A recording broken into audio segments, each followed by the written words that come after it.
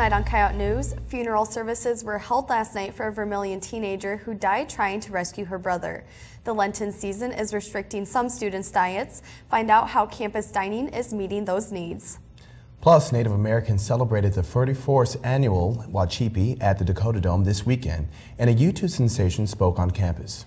A USD softball player earned a Summit League honor, and the women's basketball team's season isn't over yet. Those stories are coming up, but first, the headlines with Jillian Doom. Thanks, Cassie. A Pakistani girl returned to school after recovering from an attack by the Taliban. Malala Yousafzai is an advocate for females' right to an education. She was returning home from school when masked men stopped the vehicle and she was shot in the head. After multiple surgeries to repair the damage to her skull and ear, she's now back in class. The 15-year-old is attending school in Birmingham, England. President Barack Obama visited Israel today for the first time while in office. The trip to Israel is part of an effort to ease tensions Israel has with both the U.S. and Iran. President Obama has met with both top leaders of Israel and will travel through the Middle East for the next 3 days. Colorado's head of the Department of Corrections was murdered in his home last night.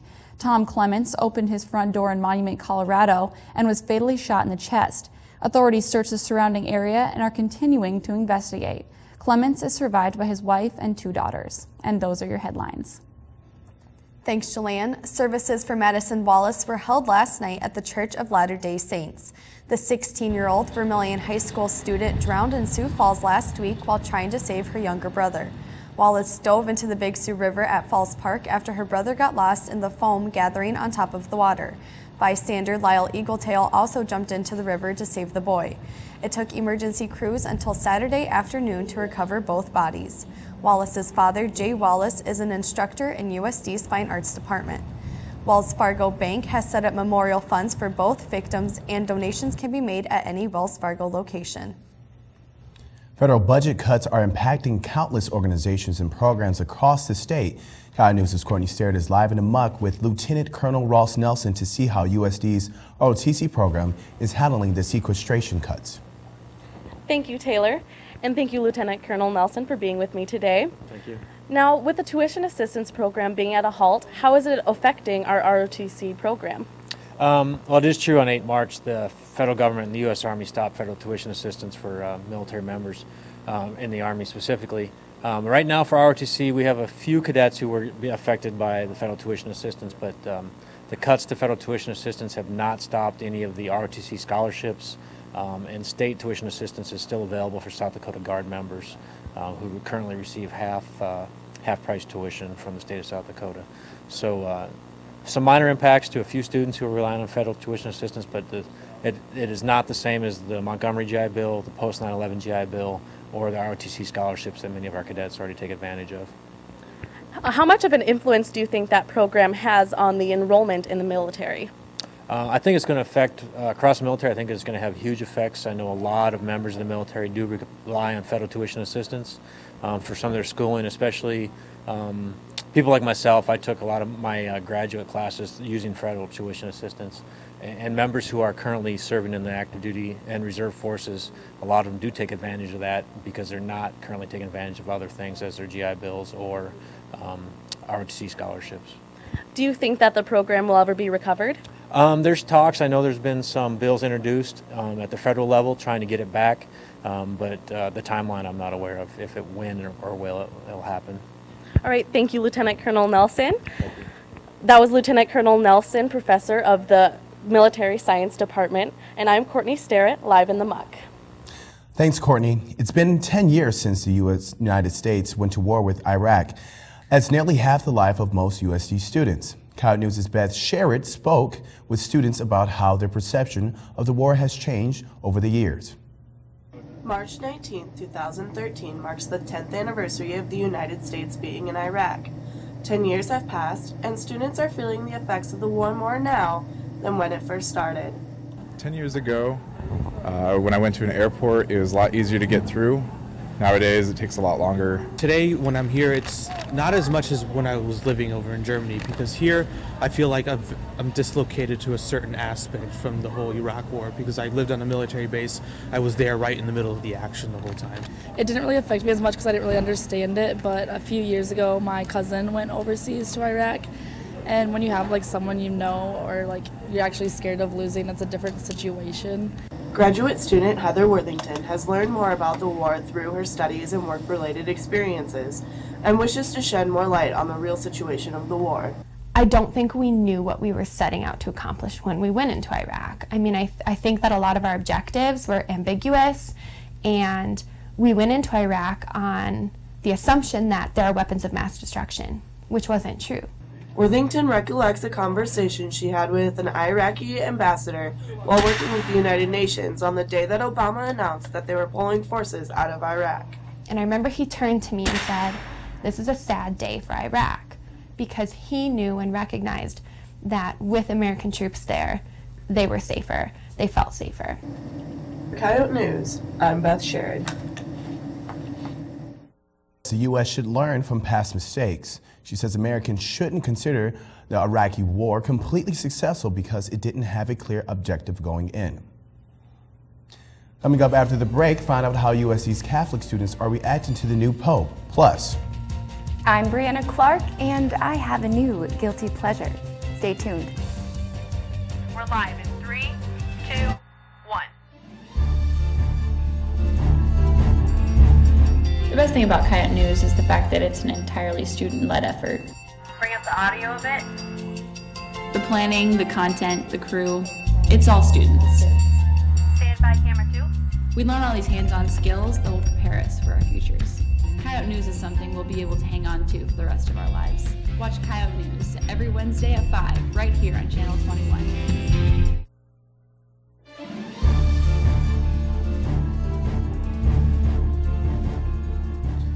as Easter approaches, many students and faculty on campus are participating in Lent.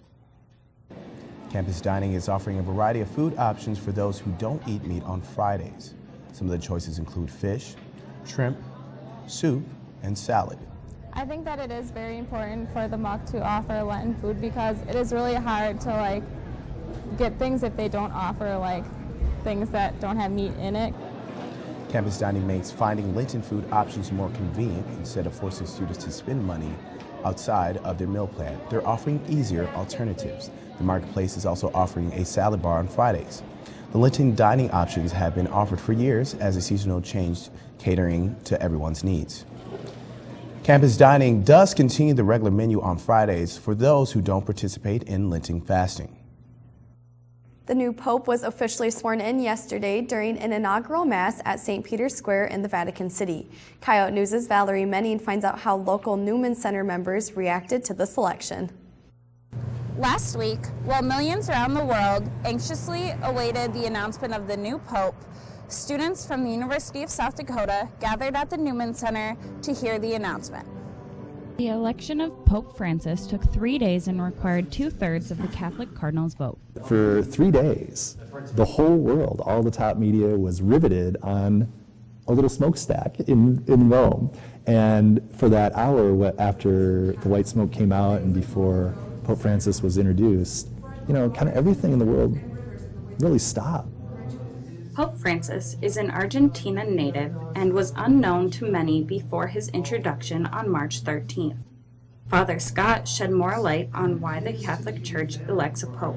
Jesus built his church to have a universal and visible head as the Bishop of Rome, and Pope Francis is the personal successor, 265th successor to St. Peter as the Bishop of Rome and the universal shepherd of the church. What the Pope does is he gives us hope. He prays for us, and he just tells us to keep pushing. With Coyote News, I'm Valerie Menning. The Pope will address foreign ambassadors to the Vatican on Friday and have lunch with former Pope Benedict. It'll be their first meeting since the conclave and the first of its kind in modern times. The start of the powwow season began this weekend right here at USD. Students, faculty, Vermilion residents, and even people from out of the state flocked to the Dakota Dome for the 41st annual Wachipi celebration. A Wachipi, it's also known as a powwow. It's basically a social gathering that includes dancing, singing. Sometimes there's a lot of different events. The Wachipi events included a hand drum contest as well as dance competitions. All events are funded by Teoshpay. Kyoshi Student Council is the prime sponsor. They spend all year long fundraising for this event. It's usually, on average, about a $20,000 to $30,000 event. Proceeds go toward day money for the performers, as well as prize money that's awarded to contest winners. These dancers and singers and stuff travel. They pay their own gas, their own food, lodging expenses to get here, just to come be part of the experience for the weekend. This year's Wachipi was held in conjunction with the Building Bridges Conference. This week on Coyote blog, Brianna Clark thinks the USD Confessions page might not be as quite as anonymous as you think. Guilty pleasures, we all have them, and as of a few weeks ago, I've welcomed a new one into my life, USD Confessions. I check this Facebook page almost religiously because the posts are highly entertaining and easy to access on my iPhone during class. For those of you who are unaware of the latest social network trends, USD Confessions is similar to the website Like a Little, which was all the rage last year. The two are pretty much the same, except USD Confessions has an administrator who weeds through the comments and decides what gets posted and what gets trashed. The topics range from relationship issues to secret crushes to stealing confessions and even some extracurricular activities. My favorite confession's from a guy who took a little crush to another level. He admitted to the Facebook world that he used to stalk a girl. He even confessed that one time he followed her all the way to a shooting range. The best part, the girl commented on the post, and she was well aware of his presence. Even though the posts are anonymous, some of them include identifiable information. So for those of you that are amateur sleuths, you can play detective and figure out who wrote what. For Coyote Blog, I'm Brianna Clark. Thanks, Brianna. Coming up after the break, Yote reporter Kelly Stewart tells us what it takes to be a super senior. Stay with us. It's not just a guy thing. It's not just a girl thing. It's not just a GDI thing. It's not just a Greek thing. It's not just an undergrad thing. It's not just an alumni thing. USD DM is everyone's thing. You can sign up for the big day right now on USDDanceMarathon.org.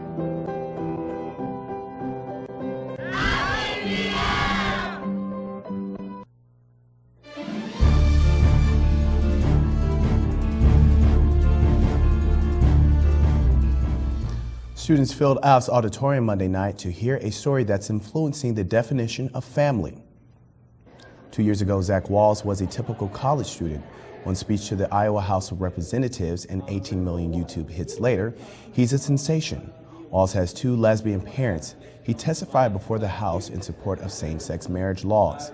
Now he's traveling the country promoting marriage equality at the federal level. He told students his family is no different from any other.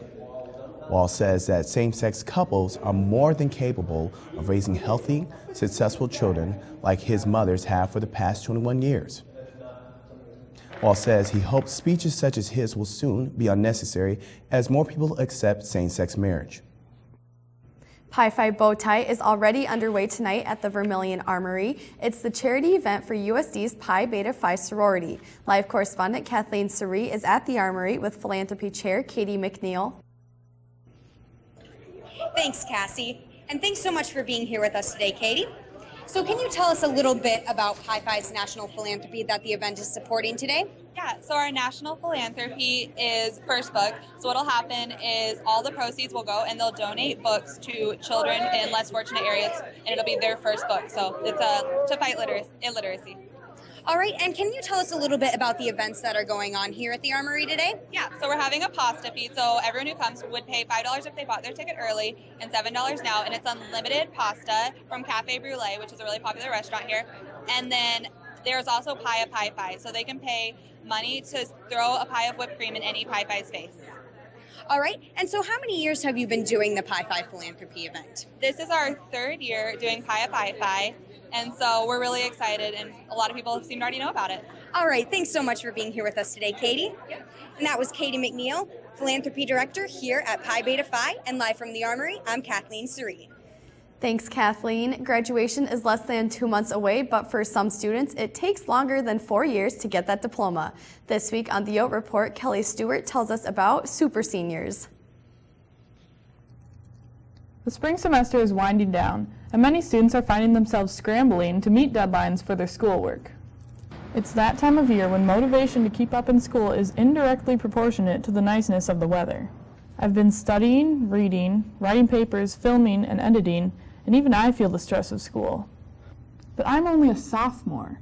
The situation is a little different for the senior class, who needs to make sure they finish all their tasks before the G word, graduation. However, everyone goes at different rates, and some seniors have taken a little longer to finish school.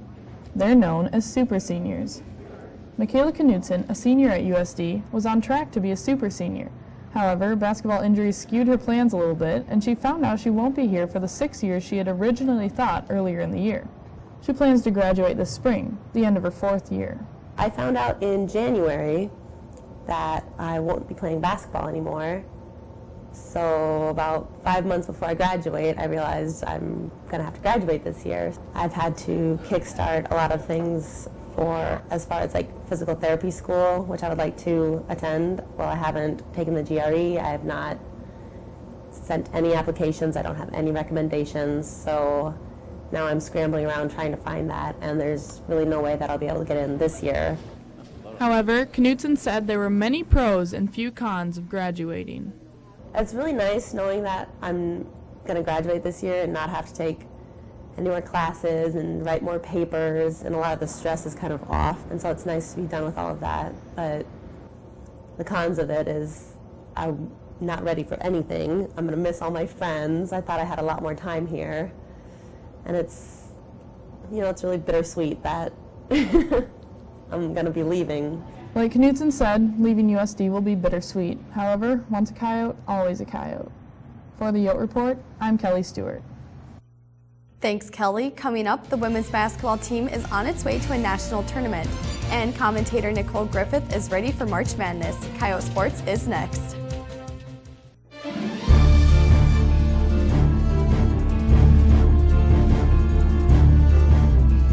Today on Coyote Sports, the women's basketball team has earned a bid in the WBI tournament, and a USD women's softball player earns a Summit League honor.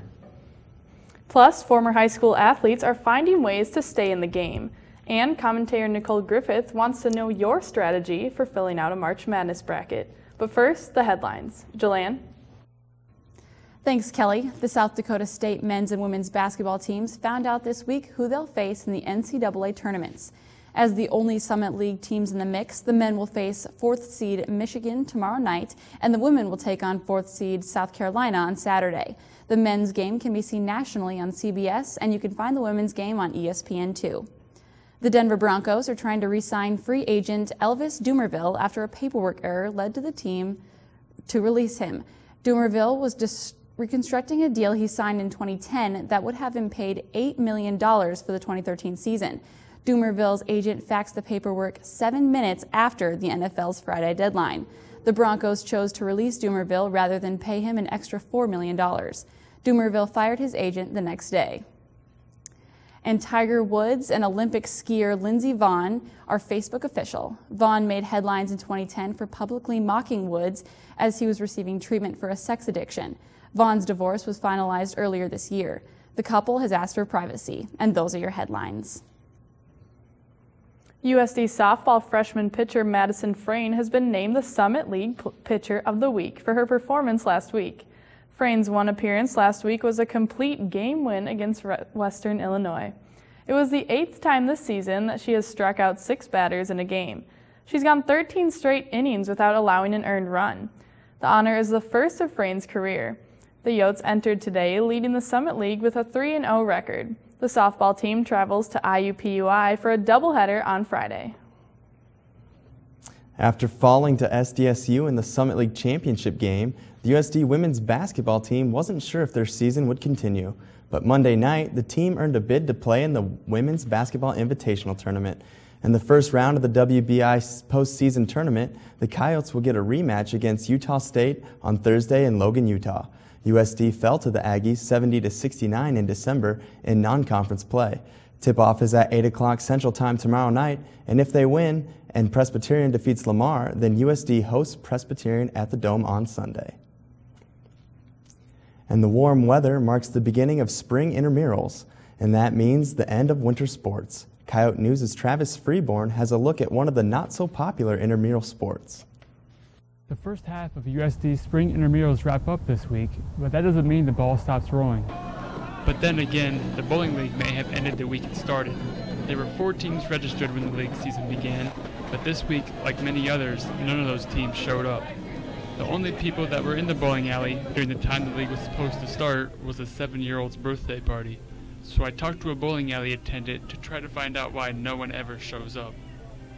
We have 4 registered teams. It's been a little slow. I'm guessing it's a lot of busy students. A lot of them are grad students or nearing the end of graduation. So it's been pretty slow, but with the lanes improving, we have some pretty good maintainers right now, and we're expecting to see a lot more leagues the next season to come around. The bowling league may not have produced a champion, but that didn't stop other intramurals from naming theirs. For Coyote News, I'm Travis Reborn. Students can register for the upcoming intramurals by logging on to the National IM League website, where you can see a full list of what USD has to offer. Although intramural bowling wasn't a success, other leagues have produced large turnouts and enthusiasm. Co-ed basketball just finished up their season. Brent Walker says he looks forward to playing because of the competitiveness of the sport. It gives me a chance to play with my buddies. A lot of these guys that we play with have, they played sports in high school. It gets really competitive. You wouldn't think it would, but like I said earlier, everyone has played sports in high school and still has a competitive edge, and they still want to win. So it gets really, really competitive, and it makes it a lot of fun because then it brings out the best of you. So it's a good time. Intramural volleyball began on Monday, and soccer will be offered as well this spring. The college basketball brackets were released on Sunday night. And now, commentator Nicole Griffith wants to know the perfect strategy for filling one out. As March Madness is in full swing, my favorite part has finally arrived, the ever-so-challenging bracket. 64 teams, 16 different seeds, 4 regions, upsets, Cinderella stories, and 1 champion. How is someone supposed to fill out a bracket? What's the right strategy? Some people spend endless hours strategically planning and analyzing each player's stats. But there's more to filling out a bracket than science. Don't feel intimidated by the athlete nerds who think they have the future predicted. You can use the magic 8-ball, flip a coin, heads for higher seed, tails for lower seed, or simply go by which team has the more attractive players.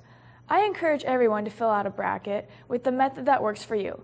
Then tweet us your favorite strategy. We'll find out who's still in it this time next week. For Coyote Sports, I'm Nicole Griffith. Thanks, Nicole. Coming up, commentator Nina Larson explains why USD is simply better than SDSU. Stay with us. USD's Contemporary Media and Journalism Department can be seen and heard all over campus. Faculty members know that hands-on experience now is the key to success after college. Get professional experience by participating in one of the many practicums offered. Have your voice heard on the radio. Edit a promo for a campus organization. Investigate breaking news stories for a weekly newspaper. Design advertisements for local businesses. Get involved with the CMJ department at USD and start your future now.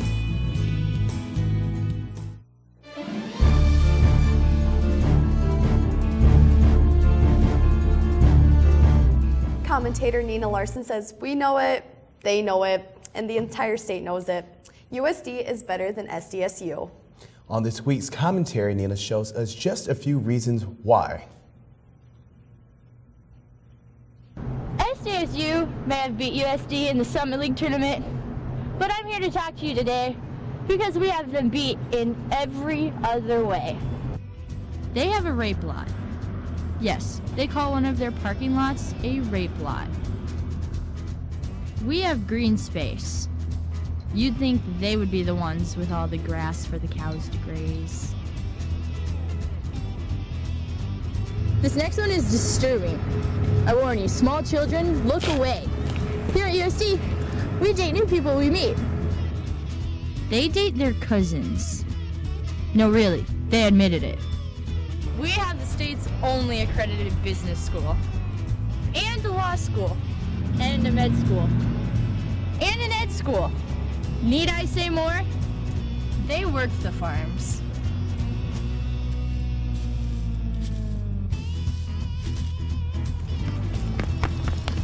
What next, boss? Go get me lunch. We own them. They want to be coyotes. Hey! Where are the coyotes? Give me back that shirt! It's a clear win that USD is better than SDSU. And don't you jacks forget it.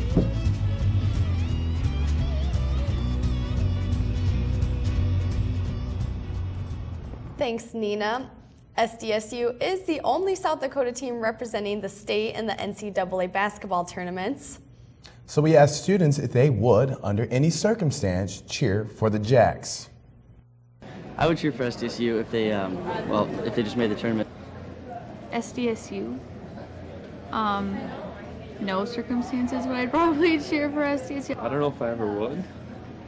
Loyal to the USD. I don't think I'd ever cheer for SDSU if they made it to the NCAA championship. I don't like him, so there's no point to do it anyway. I'd cheer for SDSU because I used to go to school there and I have a couple friends on the basketball team. If SDSU made it to the championship and USD didn't, I might cheer for them. Oh my gosh, no. I couldn't. No circumstances. I'm probably under no circumstances I'd cheer for SDSU. I would never cheer for them. They were the only team in South Dakota to make it to the NCAA tournament. No circumstance. I don't think that I would. I don't know any of the players, and so I'm not really interested in whether they win or not. Never, not even if they begged me. Never, ever. I'd have to be blackout drunk. I believe that you should support your state even if your own school doesn't make it that far.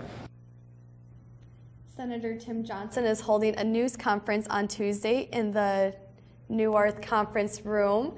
The 66-year-old is expected to either announce his intent to run for the Senate again or possibly announce his retirement and his son Brendan's plans to run for a seat. Johnson is a Vermilion native, and both he and his son are graduates of USD. Brendan is the U.S. Attorney for South Dakota. He'll also be on campus tomorrow to demonstrate the impact of the Tribal Law and Order Act enacted in 2010. In addition to Johnson's news conference, there are a number of other events going on at USD this week. Disability Services is presenting a production tonight entitled Handicap This. One of the actors was born with cerebral palsy, and the show is designed to spread disability awareness. 2 concerts are also on the radar this week. Travis Porter will perform in Al's Auditorium tomorrow night, and Paradise Fears will perform at the Muck Saturday night. A fellow news anchor in Alabama received a quite surprise when she read the teleprompter this weekend. Jillian Pavlica, an evening anchor for WZDX TV in Huntsville, was told by her producer that there was breaking news before the end of the newscast. What she ended up reading was her own marriage proposal from her boyfriend backstage. Vince Ramos, her boyfriend of 6 years, conspired with his now fiance's co-workers to set up the surprise. I think you'd be laughing like a little girl, Taylor, if you got proposed to over the teleprompter. Yeah, I probably would. Yeah, absolutely. Blushing a little bit. Well, that's all for Coyote News. Don't forget to check us out on Facebook and Twitter. Have a great night and a good rest of your week. We'll see you next Wednesday.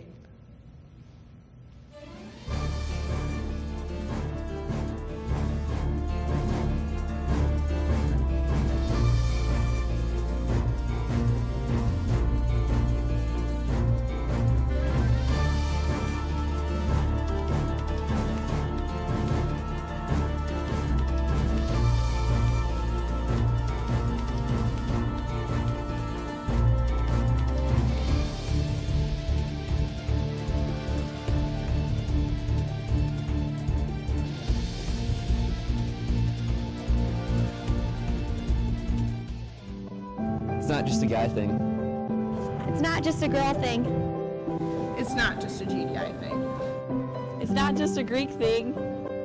It's not just an undergrad thing. It's not just an alumni thing.